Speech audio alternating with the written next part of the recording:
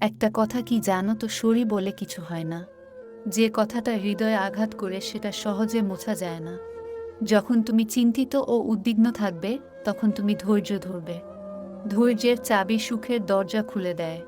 পাশে দাঁড়িয়ে ভরসা দেওয়ার লোক নেই, সামনে দাঁড়িয়ে পথ দেখানোর লোক নেই, কিন্তু পিছনে দাঁড়িয়ে সমালোচনা করার অনেক লোক আছে। যত বড় হবে ততই বুঝতে পারবে, পৃথিবীতে প্রয়োজন ছাড়া কেউ আপন হয় না। কখনো কোনো কাজে হাল ছেড়ে দিও না। মনে রেখো, কাজটা যদি সহজ হতো তাহলে সবাই করত। জ্ঞানীরা আগে চিন্তা করে তারপর কথা বলে, আর নির্বোধেরা আগে কথা বলে তারপর চিন্তা করে। তর্কের চেয়ে নীরবতা ভালো, প্রতিশোধ নেওয়ার চেয়ে রাস্তা বদলে ফেলা ভালো, আর স্বার্থপর মানুষের পাশে চলার চেয়ে একা একা চলা অনেক ভালো। পৃথিবীর সবথেকে শক্তিশালী প্রতিশোধ হলো নিশ্চুপ থাকা। তাই বলে ভেবো না তুমি হেরে গেছো। মনে রেখো, জবাবটা তুমি নয়, সময় দেবে ঠিক সময়ে। জীবনটা অনেকটা জ্যামিতির উপপাদ্যের মতো। চিত্র দেখলে মনে হয় খুব সহজ, কিন্তু প্রমাণ করতে গেলেই বোঝা যায় কতটা কঠিন। সময় বলে দেয় কে কার কতটা আপন। সময়ের সাথে বদলে যায় অনেক প্রিয়জন। সময়ের সাথে বোঝা যায় কে আপন কে পর, কে বন্ধু কে বা স্বার্থপর।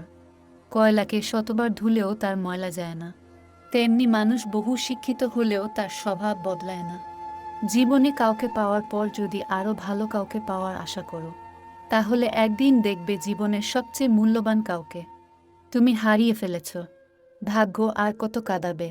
একদিন ভাগ্য ক্লান্ত হয়ে বলবে, যা তোকে মুক্তি দিলাম। জীবন কি? জীবন আর ভালোবাসা বুঝতে আপনাকে 3টি স্থানে যেতে হবে। 1 হাসপাতাল, 2 কবরস্থান বা শ্মশান, 3 কারাগার। হাসপাতালে গেলে আপনি বুঝতে পারবেন সুস্থতা ছাড়া আর কিছুই সুন্দর নয়। কারাগারে গেলে আপনি দেখতে পাবেন স্বাধীনতায় সবচেয়ে মূল্যবান জিনিস। কবরস্থান বা শ্মশানে গেলে আপনি বুঝতে পারবেন জীবনের কোনো মূল্য নেই। আমরা আজ যে মাটিতে হাঁটছি, আগামীকাল সেই মাটি আমাদের ছাদ হবে। দুঃখজনক সত্য, আমরা কিছু নিয়ে আসি না, আবার কিছু নিয়ে যেতেও পারবো না। আয়না হলো মানুষের প্রকৃত বন্ধু। যার সামনে হাসলে সেও হাসে, কাঁদলে সেও কাঁদে, কিন্তু আঘাত করলে সে আঘাত করে না, বরং নিজেই ভেঙে যায়। বন্ধুরা, ভিডিওটি ভালো লেগে থাকলে লাইক, কমেন্ট এবং শেয়ার করতে ভুলবেন না। আপনার মূল্যবান সময় দেওয়ার জন্য অসংখ্য ধন্যবাদ।